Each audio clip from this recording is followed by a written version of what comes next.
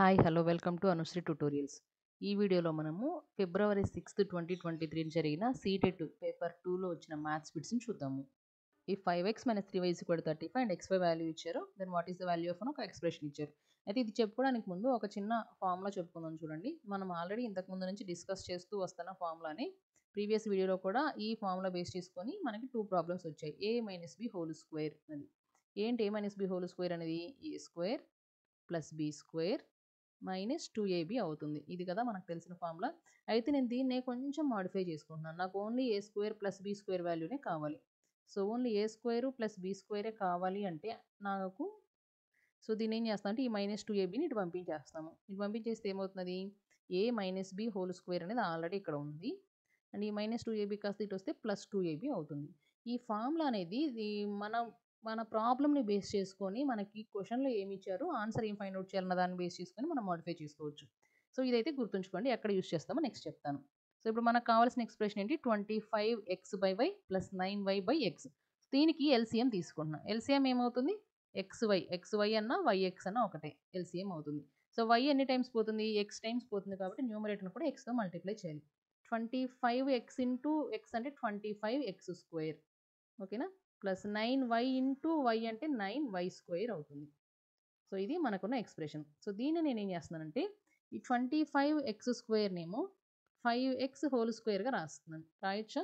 25 అంటే 5² కదా. So 5x whole square plus 9 వచ్చేప్పటికే 3² కాబట్టి 3y హోల్ స్క్వేర్ అని రాస్తున్నాను బై xy. సో ఇది మనకు ఆల్రెడీ ఇచ్చిన ఎక్స్ప్రెషన్. సో ఇప్పుడు నేనేం చేస్తున్నాను అంటే 5x అంటే a అని, 3y అంటే b అనుకున్నాం అనుకో, a స్క్వేర్ ప్లస్ b స్క్వేర్లా ఉంది. So a square plus b square ప్లేస్లో ఆల్రెడీ మనం చెప్పుకున్నాం కదా, ఏం రాయొచ్చు? a - b హోల్ స్క్వేర్ అంటే 5x - 3y హోల్ స్క్వేర్ రాయొచ్చు. ఇంకా ప్లస్ 2 ఇంటూ ab. a అంటే ఎంత? 5x into 3y. So 5x into 3y అంటే 5 3s are 15, x into y అంటే xy. అవునా? By xy. సో ఇక్కడ బై xy అనేది దీనికి కూడా బై xy ఉంటుంది కదా. xyని ఇక్కడ క్యాన్సిల్ చేసుకునే ఇబ్బంది లేదు మనకి. సో దీనికోసం ఇలా రాసుకోవడం కోసం ఈ ఫార్ములాని మార్చుకున్నాం. మరి ఇలా ఎందుకు రాసామంటే మనకు క్వశ్చన్లో ఇచ్చిన వాల్యూస్ని ఒకసారి చూడండి. 5x - 3y xy వాల్యూస్ ఇచ్చారు కాబట్టి. So 5x - 3y whole square అంటే ఏం చెప్పుకున్నాము? 35 కదా. హోల్ స్క్వేర్ అంటే 35 ఇంటూ 35. అండ్ xy వచ్చేప్పటికి ఏమవుతుంది? -20 ప్లస్ ఇక్కడ ఇంకా ఏముంది? 2 ఇంటూ 15 అంటే ఒక 30 ఉందన్నమాట. సో దీన్ని కనుక సాల్వ్ చేస్తే మనకు కావాల్సిన ఆన్సర్ వచ్చేసినట్టే. సో ఇది చూడండి, మొత్తం 5 టేబుల్లో పోతుంది కాబట్టి 5 4s are 30, 5 7s are 35. ఓకేనా? So 35 into 7. సో 35 ఇంటూ 7 అనేప్పటికేమో 245 అవుతుంది. అండ్ ఇక్కడ ఒకేసారి ఎల్సిఎం తీసుకుంటున్నాం చూడండి. 4 ఇంటూ 30 అంటేనేమో 120 అవుతుంది. ఓకేనా? సో అండ్ ఇక్కడ మైనస్ ఉంది కదా, ఈ మైనస్ అనేది 245కి ఇస్తాము బై 4 అవుతుంది. సో -245 ప్లస్ 120 అనేప్పటికీ 125 -125/4. ఇక మన క్యాన్సిలేషన్ ఏం లేదు. సో ఒకసారి ఆప్షన్స్ చెక్ చేయండి. -125/4 ఆప్షన్ 1లో ఉంది. Option 1 is correct answer for this problem. Now see the next one. A shopkeeper sells a toy by giving 20% discount on its marked price and gain 25%. What is the marked price of the toy if its cost price is 160 rupees?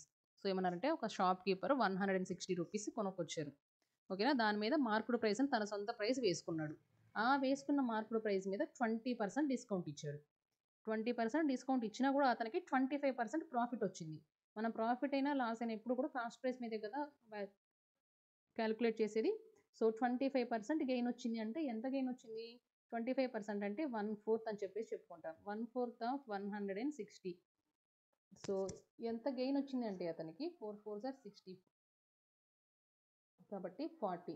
So అతను కొనుక్కొచ్చిందేమో 160కి, అతనికి gain వచ్చి ఒక 40 వచ్చింది. So total మొత్తంగా 200 రూపీస్కి అతను అమ్మాడు. ఓకేనా?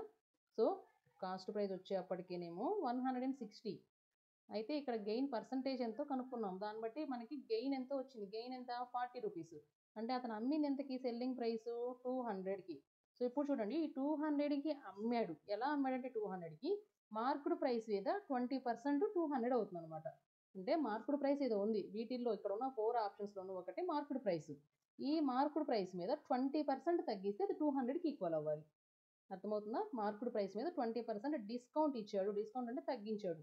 సో ఇక్కడ ఉన్న మనకి ఈ నెంబర్స్లో 20% దేని నుండి తగ్గిస్తే 200 వస్తుందో చూద్దాం. 20% అంటే 1/5 అండి. 1/5తో మల్టిప్లై చేస్తే సరిపోతుంది. సో ఫస్ట్ అని చూడండి, 1/5 ఆఫ్ 300 తీసుకున్నాం అనుకోండి, 5 6 30 కాబట్టి 60 అవుతుంది. సో ఈ 300లో నుంచి 60ని సబ్ట్రాక్ట్ చేస్తే మనకి 240 వస్తుంది.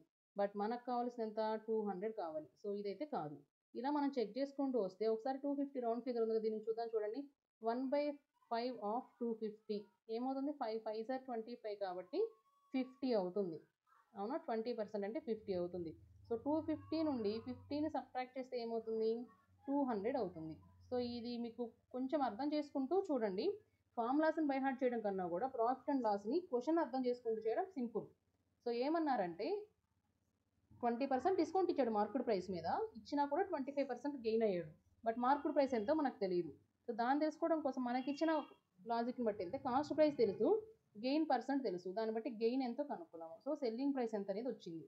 సో ఇది సెల్లింగ్ ప్రైస్. ఈ సెల్లింగ్ ప్రైస్ రావాలి అంటే ఎంత మార్కెట్ ప్రైస్ నుంచి 20% సబ్ట్రాక్ట్ చేసి ఈ సెల్లింగ్ ప్రైస్ వస్తుంది అనేది చూస్తున్నాం మనము. మార్కెట్ ప్రైస్ అనేది ఆప్షన్స్ ఇచ్చాడు కాబట్టి ఈ ఆప్షన్స్ నుంచి వెళ్తే మనకి ఈ మార్కెట్ ప్రైస్ కనుక 250 అయితే 20% తగ్గిస్తే సెల్లింగ్ ప్రైస్ వస్తుంది మనకి. అవునా? సో ఆప్షన్ 3 అనేది కరెక్ట్ ఆన్సర్ అవుతుంది. Now see the next one. In triangle ABC. So ఒక ట్రయాంగిల్ ఉంది. ఈ ట్రయాంగిల్ వచ్చేప్పటికి ఏబిసి అని నేమ్ ఇచ్చారు. యాంగిల్ ఏ వచ్చేప్పటికే ఎక్స్ అన్నారు. ఇక్కడ ఉన్న యాంగిల్ ఎక్స్. ఓకేనా? The bisectors of angle B and angle C meet at D. So bisector అంటే ఈక్వల్గా డివైడ్ చేసేది. ఈ యాంగిల్ని ఈక్వల్గా కట్ చేసేది, ఈ యాంగిల్ని ఈక్వల్గా కట్ చేసేది. ఇవి రెండు కూడా డి దగ్గర మీట్ అయ్యాయి. ఈ పాయింట్ని డి అనుకుందాం. ఇఫ్ బిడిసి ఈ యాంగిల్ కనుక 108 డిగ్రీస్ అయితే what is the value of X అన్నారు. ఓకేనా?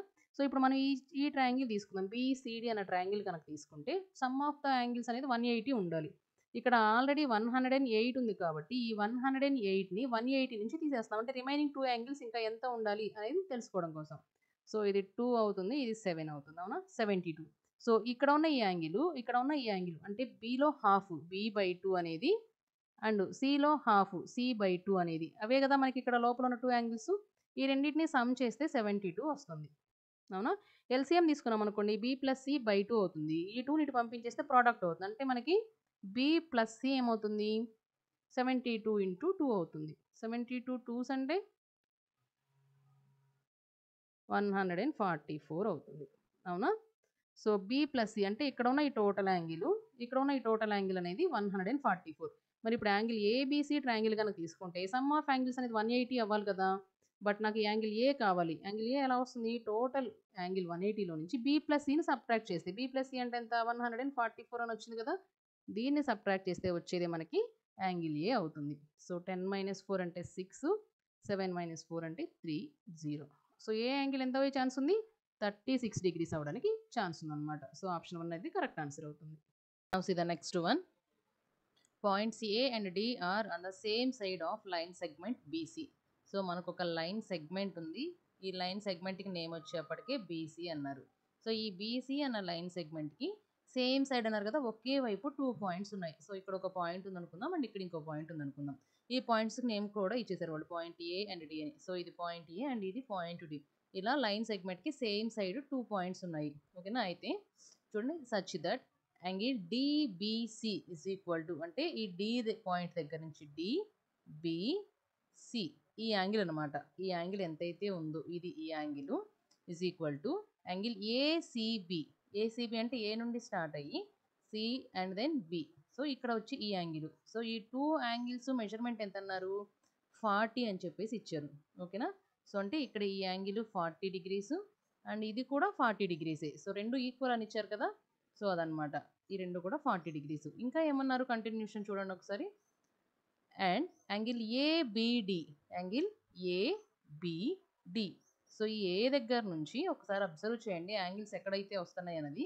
ఈ ఏ నుండి, ఈ పాయింట్ ఏ నుంచి బి అండ్ డి, ఈ యాంగిల్ ఏదైతే ఉందో ఆ యాంగిల్. అండ్ ఇంకొక యాంగిల్ ఏమన్నారు, యాంగిల్ డిసిఏ. సో డిసిఏ ఇదనమాట యాంగిల్. సో ఇక్కడ ఒక యాంగిల్ ఉంది అండ్ ఈ యాంగిల్, ఈ 2 యాంగిల్స్ కూడా ఈక్వల్ అని ఇచ్చారు. ఈక్వల్తో పాటు ఇంకా ఏమన్నా దాని మెజర్మెంట్ 20 డిగ్రీస్ అని చెప్పేసి ఇచ్చారు. సో ఈ యాంగిల్ ఒక 20 degrees అండ్ ఇక్కడ ఉన్న ఈ యాంగిల్ కూడా 20 degrees అనమాట. అండ్ ఇవి రెండు కూడా ఈక్వల్ అని చెప్పేసి ఇచ్చారు. సో ఇలా ఉంటే which of the following is correct అన్నారు. సో ఇక్కడ చూడండి మనకు ఆప్షన్స్ 2 ట్రయాంగిల్స్ని ఇచ్చారు. ఆ ట్రయాంగిల్ ఏ ట్రయాంగిల్ ఇంకో ట్రయాంగిల్ కాంగ్రుయెంట్ అవుతుంది అని చెప్పేసి ఇచ్చారు. ఓకేనా. అయితే మనకి ఇక్కడ చూడండి ఎన్ని ట్రయాంగిల్స్ ఫామ్ అయ్యాయి. ఏబిసి అనేది ఒక ట్రయాంగిల్ అవుతుంది. అవునా. చూడండి ఇక్కడ ఏబిసి ఇది మొత్తం ఒక ట్రయాంగిల్ అవుతుంది. అండ్ ఇంకొకటి వచ్చేప్పటికి డిబిసి అనేది కూడా ఒక ట్రయాంగిల్ అవుతుంది. అవునా. సో మనకి ఇక్కడ 2 ట్రయాంగిల్స్ అయితే సింపుల్గా ఉన్నాయి కనిపిస్తుంది. అయితే ఇక్కడ చూడండి ఏబిసిలో ఇక్కడ మొత్తం టోటల్ యాంగిల్ ఎంత అవుతుంది. యాంగిల్ బి దగ్గర ఇక్కడ నుంచి ఇక్కడ వరకు ఏమో 40 అండ్ ఈ రిమైనింగ్ 20 అంటే ఈ మొత్తం కూడా 60 degrees అవుతుంది. అవునా. నేనేం చెప్తున్నానంటే ట్రయాంగిల్ ఏబిసి గురించి మాట్లాడుతున్నాను. సో ఏంటది ట్రయాంగిల్ ఏబిసి. సో కొంచెం అర్థం చేసుకోవడానికి ట్రై చేయండి, సింపుల్ విషయమే. ఈ ఏబిసి అన్న ట్రయాంగిల్ కనుక మనం అబ్జర్వ్ చేస్తే ఏబిసి అన్న ట్రయాంగిల్లో మనకి ఏమేమి తెలుసు. యాంగిల్ బి వచ్చేప్పటికి 60 degrees అని తెలుసు. ఈ 60 ఎలా వచ్చింది. బి దగ్గర ఉన్న టోటల్ యాంగిల్ అనమాట 60 అండ్ యాంగిల్ సి వచ్చేప్పటికి 40 degrees అని తెలుసు. అవునా. సో అలానే ఇంకొక ట్రయాంగిల్ ఉందని చెప్పుకున్నాం కదా ఇందులోనే. ఏంటది ట్రయాంగిల్ బిడిసి అనేది ఇంకొక ట్రయాంగిల్. అవునా. డిబిసి అయినా బీడీసీ అయినా సిడిబి అయినా మొత్తం అదే అనమాట. సో ఈ ట్రయాంగిల్లో మనకి ఏమేమి తెలుసు. ఈ డిబిసి అన్న ట్రయాంగిల్లో యాంగిల్ బి వచ్చేప్పటికేనేమో 40 degrees అని తెలుసు. అండ్ అలానే యాంగిల్ సి దగ్గర వచ్చేప్పటికి సి దగ్గర ఉన్న యాంగిల్ ఎంత టోటల్ 40 degrees అండ్ 20 degrees మొత్తం కలిపితే 60 degrees యాంగిల్ ఉంది యాంగిల్ సి దగ్గర. అవునా. సో ఇది మనకి తెలిసింది. అయితే ఒకసారి రెండింటిని కంపేర్ చేయండి. మనం ఒకసారి రెండింటిని కంపేర్ చేస్తే రెండు ట్రయాంగిల్స్లోనూ ఉన్న ఈ యాంగిల్స్ అనేవి ఈక్వల్గా ఉన్నాయి. అండ్ రెండిట్లోనూ కామన్గా ఉన్నది ఏంటి. ఈ ట్రయాంగిల్లోనూ బీసీ అన్న సైడ్ ఉంది అండ్ ఇక్కడ ఉన్న ట్రయాంగిల్లో కూడా బీసీ అన్న సైడ్ అనేది ఉంది. సో 2 యాంగిల్స్ అండ్ ఒక సైడ్ అనేది కామన్గా ఉన్నాయన్నమాట. యాంగిల్ సైడ్ యాంగిల్ యాంగ్జియం బట్టి అయితే ఆ తీరమును బట్టి రెండు ట్రయాంగిల్స్ కూడా కాంగ్రుయెంట్ అవుతాయి. అయితే మనకు ఆర్డర్ అనేది క్లియర్గా కావాలి.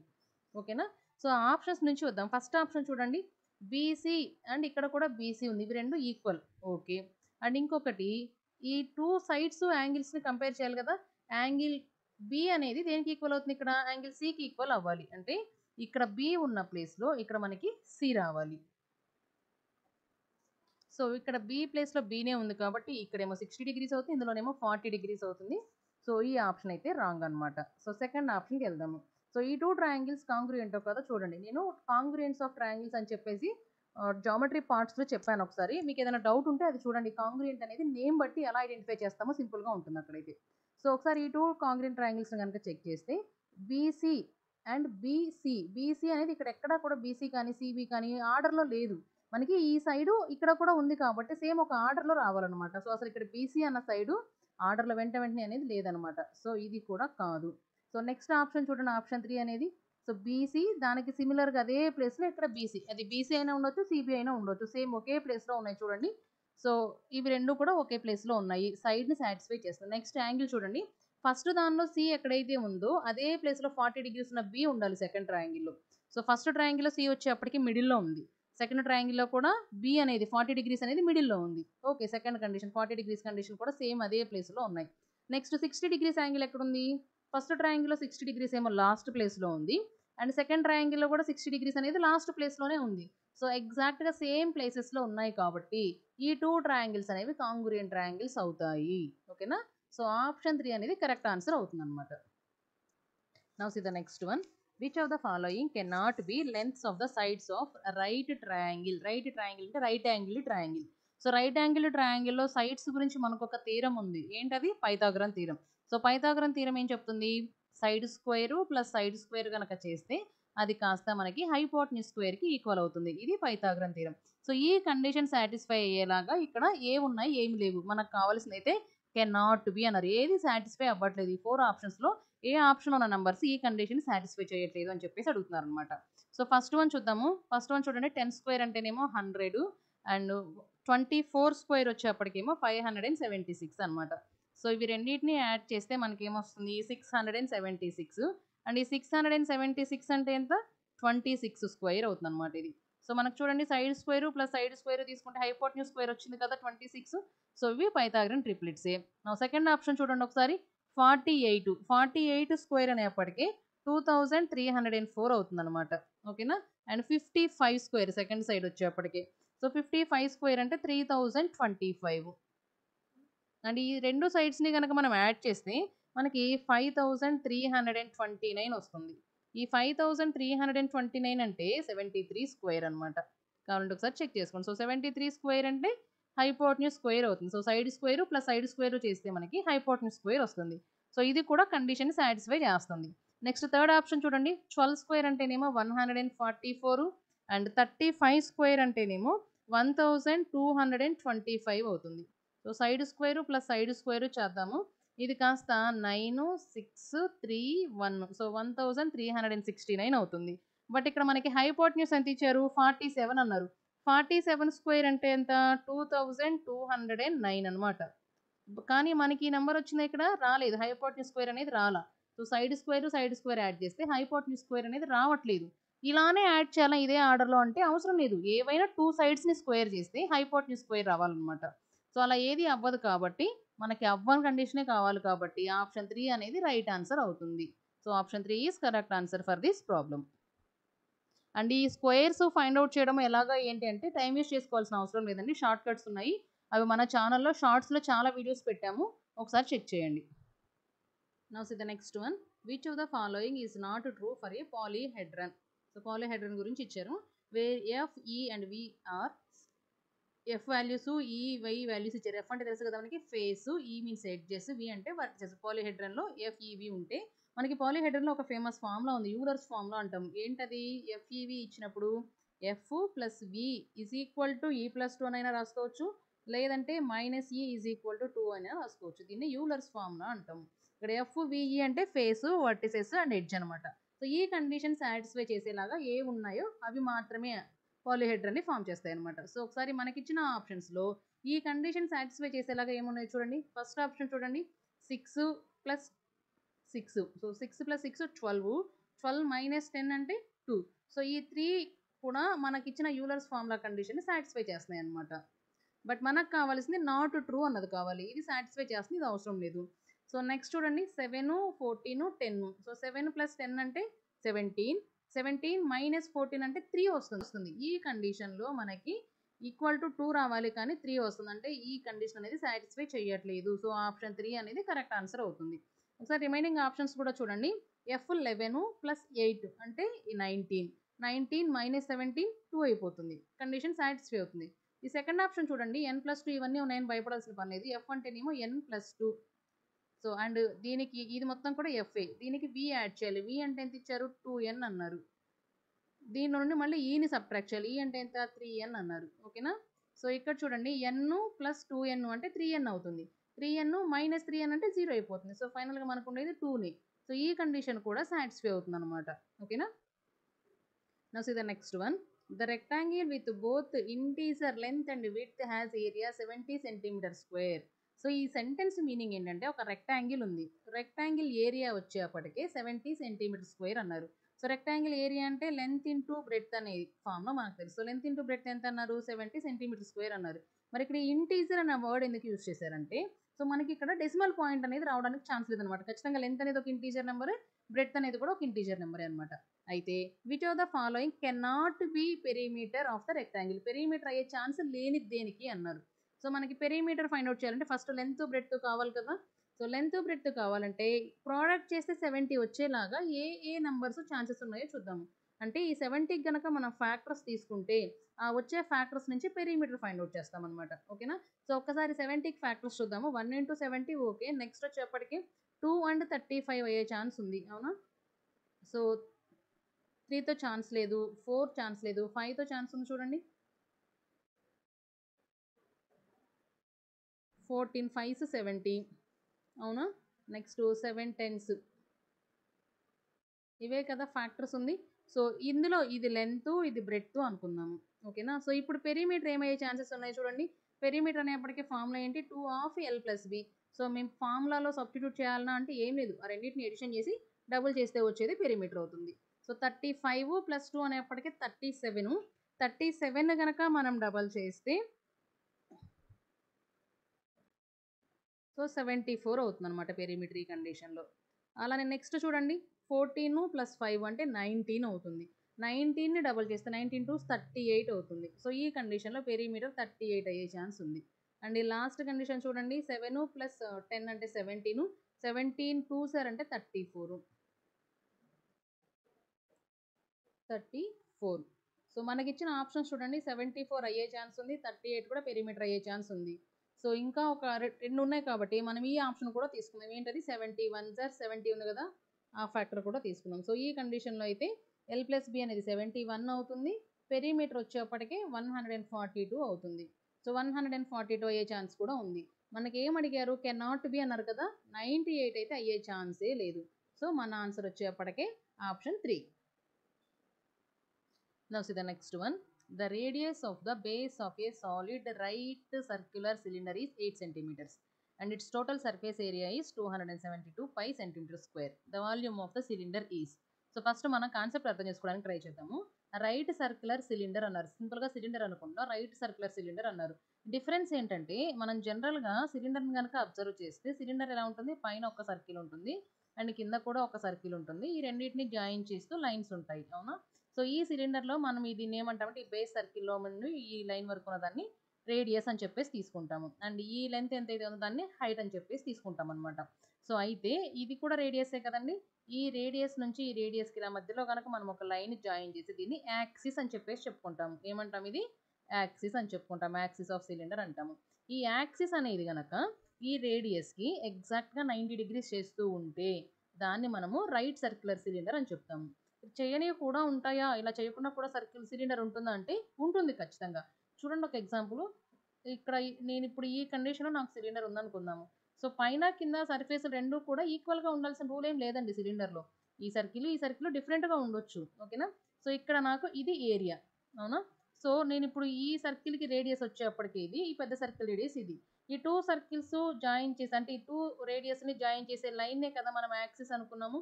సో ఇక్కడ నా యాక్సిస్ అనేది ఎగ్జాక్ట్గా 90 డిగ్రీస్ ఉంటుందా, ఉండదు. ఇది స్ట్రైట్గా లేదు కదా, ఇది ఖచ్చితంగా ఒక ఎక్యూట్ యాంగిల్ అవుతుంది. ఇలా ఉంటే దీన్నేమో నాన్ రైట్ యాంగిల్ అని చెప్తాము, నాన్ రైట్ సర్క్యులర్ అని చెప్తాము. సింపుల్గా ఒక సిలిండర్ అని చెప్పేసి చెప్తాము అంతే. ఎస్పెషల్లీ రైట్ సిలిండర్ అన్నాడు అంటే ఖచ్చితంగా ఇలా ఉంది అని, ఓకేనా. సో ఇది రైట్ సిలిండర్ గురించి.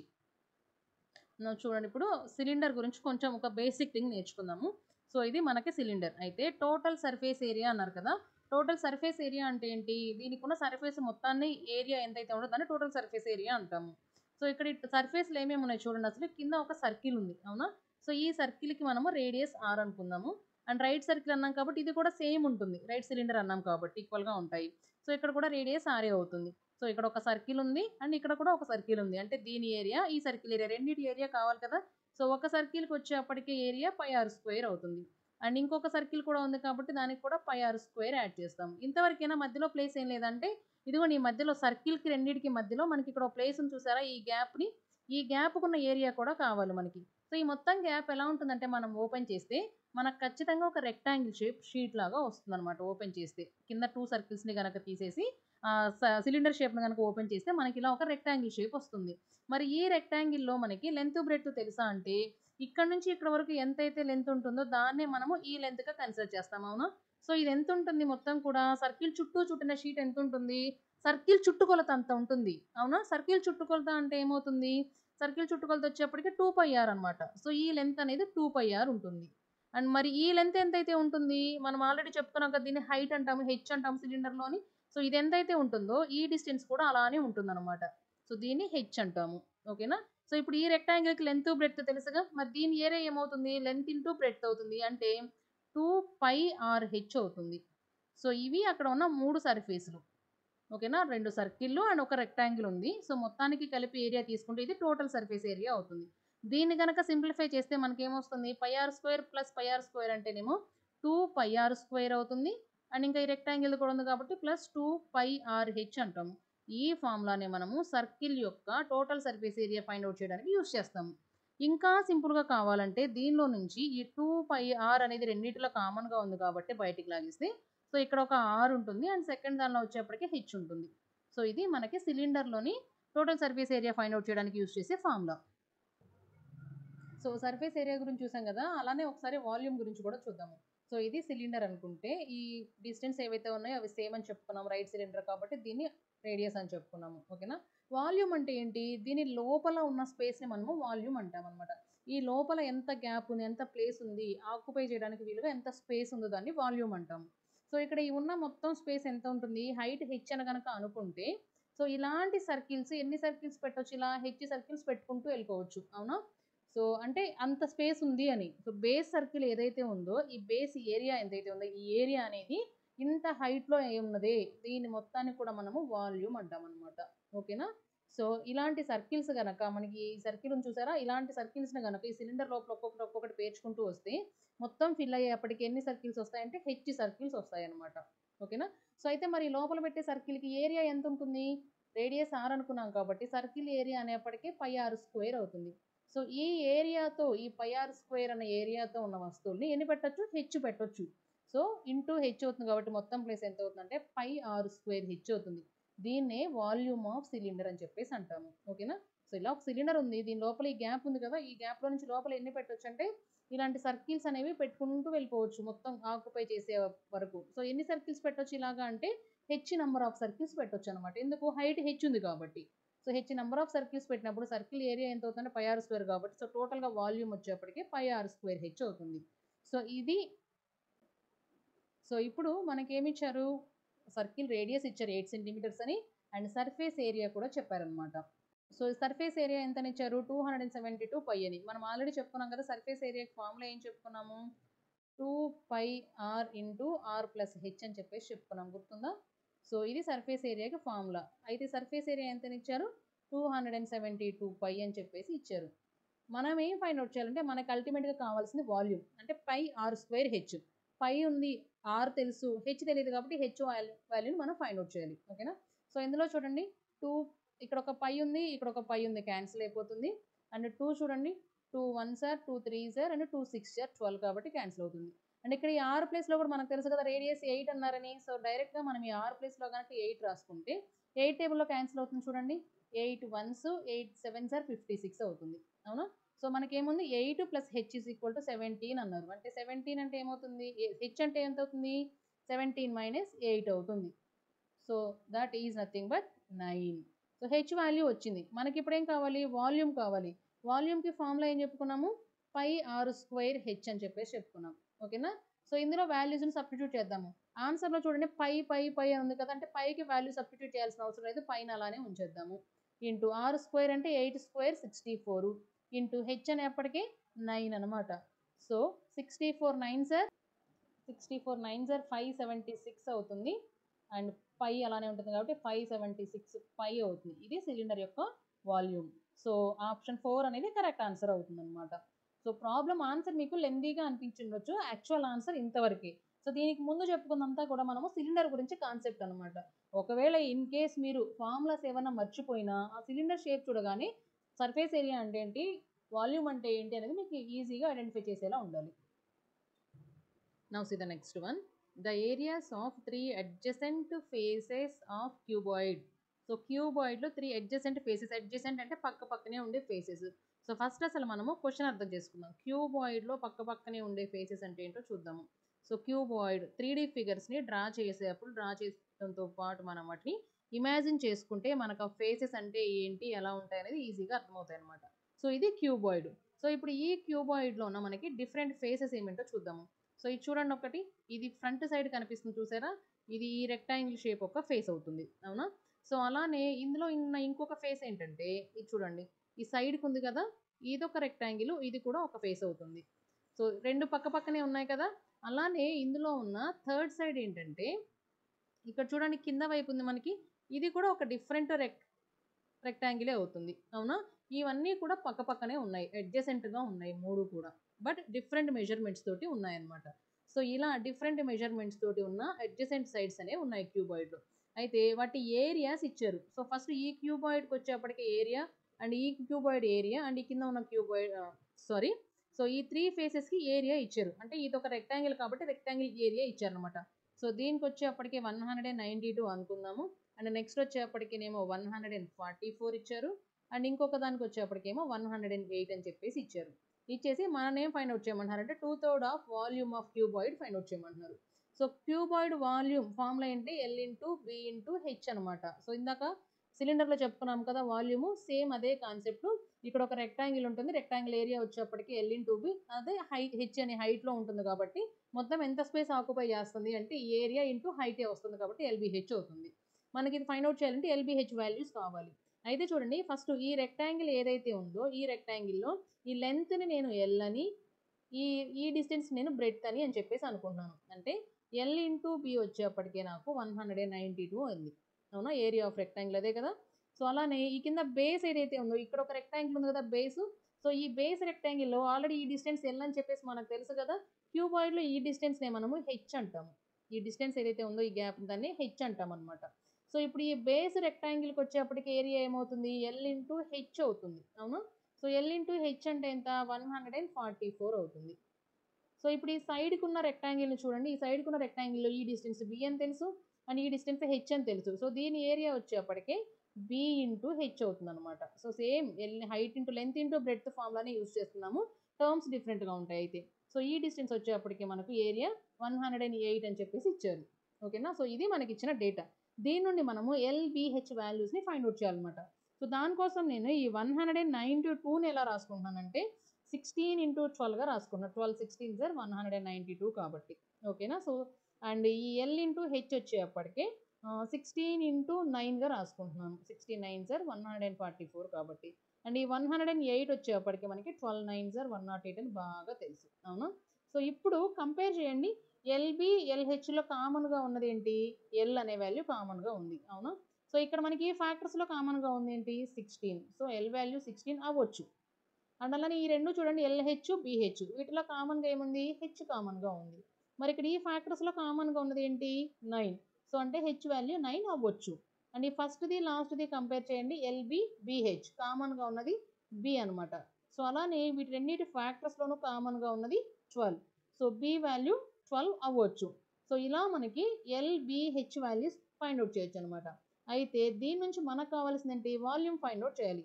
వాల్యూమ్ అంటే L into B into H. So 16 into 9 into 12. మనకి వాల్యూమే అడిగారా? కాదు. 2/3 ఆఫ్ వాల్యూమ్ అన్నారు. 2/3 అంటే ఇంటూ 2/3. 2/3ని 2/3 అంటాం. ఓకేనా? సో ఇప్పుడు ఇది క్యాన్సిల్ చేస్తే 3 1s 3 4s 12. ఓకేనా? So 2 4s 6.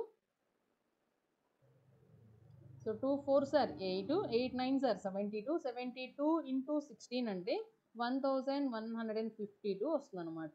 ఓకేనా? సో ఆప్షన్ 2 అనేది కరెక్ట్ ఆన్సర్ అవుతుంది. వాల్యూమ్ కాబట్టి సెంటీమీటర్ క్యూబ్స్ ఉంటాయి.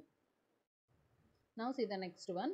Let X be the median of data. X median అవుతుందంట. అయితే డేటా ఇచ్చారు. మీడియన్ అంటే ఏం చెప్పుకున్నాము? మీడియన్ అంటే మిడిల్ వాల్యూ. ఎప్పుడు మిడిల్ వాల్యూ? మనం ఈ డేటాని అసెండింగ్ ఆర్డర్లో రాసినప్పుడు మిడిల్ వాల్యూ అనమాట. సో మనకిచ్చిన ఈ డేటాని అసెండింగ్ ఆర్డర్లో రాద్దాము. అసెండింగ్ ఆర్డర్ అంటే స్మాల్ టు బిగ్ ఆర్డర్ అనమాట. సో మనకిచ్చిన నెంబర్స్లో స్మాలెస్ట్ నెంబర్ వచ్చేప్పటికే 2, నెక్స్ట్ నెంబర్ వచ్చేప్పటికే 3, and then 5, and then 9, 11, 13, 15, 17 and 21. ఇది మనకి ఇచ్చిన డేటా అసెండింగ్ ఆర్డర్లో రాస్తే వచ్చేది. సో ఇప్పుడు ఈ అసెండింగ్ ఆర్డర్లో రాసినప్పుడు మీడియన్ అంటే మిడిల్ టర్మ్. ఈ మొత్తంలో మిడిల్ టర్మ్ ఏమవుతుంది? 11 అవుతుంది. అవునా? సో ఎక్స్ వాల్యూ వచ్చేప్పటికే 11 అనమాట. అలానే నెక్స్ట్ చూడండి. And Y be the median of the data obtained by replacing 3 and 21 by 16 and 14. So ఇచ్చిన ఈ డేటాలో 3ని 21ని రీప్లేస్ చేశారు.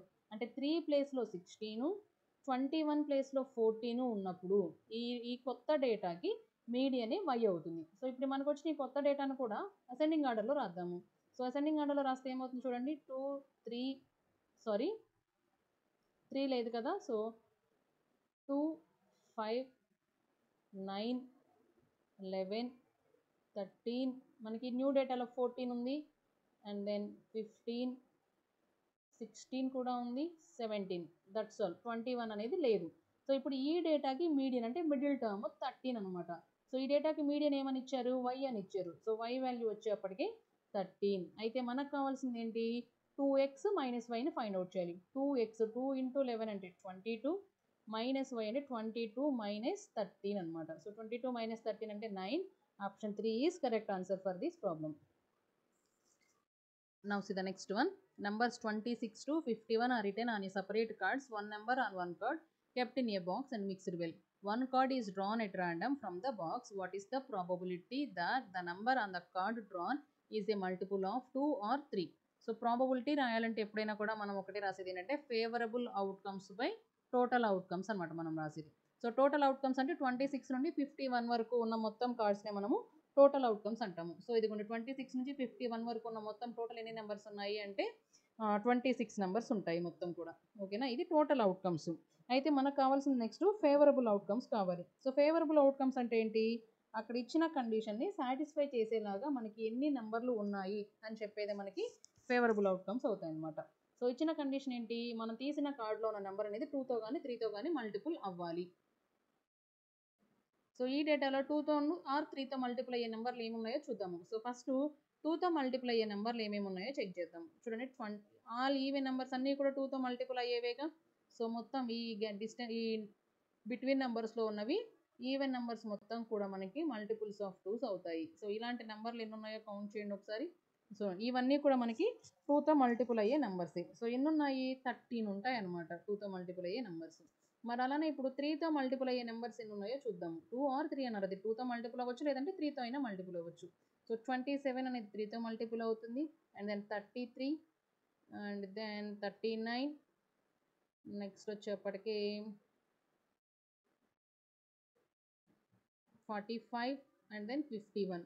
సో టోటల్గా 5 నెంబర్స్ కూడా 3తో మల్టిపుల్ అవుతాయి అన్నమాట. సో 2 ఆర్ 3 అన్నాడు కాబట్టి సమ్ తీసుకుంటాము, అంటే 18 నెంబర్స్. ఈ 18 నెంబర్స్లో ఏ కార్డ్ వచ్చినా కూడా అది ఏదో 2తో కానీ లేదంటే 3తో కానీ మల్టిపుల్ అవుతుంది. సో మనకి ఫేవరబుల్ అవుట్కమ్స్ ఎన్ని ఉన్నాయి, 18లో ఏదైనా ఒకటి రావచ్చు. టోటల్ అవుట్కమ్స్ వచ్చేప్పటికి 26 అనమాట. సో 18/26 లేదు కాబట్టి దీన్ని సింప్లిఫై చేద్దాము. 2తో కనుక క్యాన్సిల్ చేసుకుంటే 2 9s 18, 2 13s 26. సో అంటే 9/13 అవుతుందన్నమాట. చూడండి, 9/13 ఉందేమో ఆన్సర్స్లో. Option 4 is correct answer for this problem. So చూసారు కదండి, ఇవి ఫిబ్రవరి 6న జరిగిన సీటెడ్ పేపర్ 2లో అడిగిన క్వశ్చన్స్. వీడియో అయితే చాలా లెందీ అయిందండి, బట్ ప్రతి ప్రాబ్లం కూడా క్లియర్గా ఎక్స్ప్లెనేషన్ ఇవ్వాలి అని చెప్పేసి చేశాను. So don't skip the problems. అంటే పేపర్ 2 కాబట్టి కొంచెం లెవెల్ ఇలానే ఉంటుందండి, డిఫికల్టీ లెవెల్ అనేది ఇలానే ఉంటుంది పేపర్ 2కి. So try to understood all the answers. Thank you.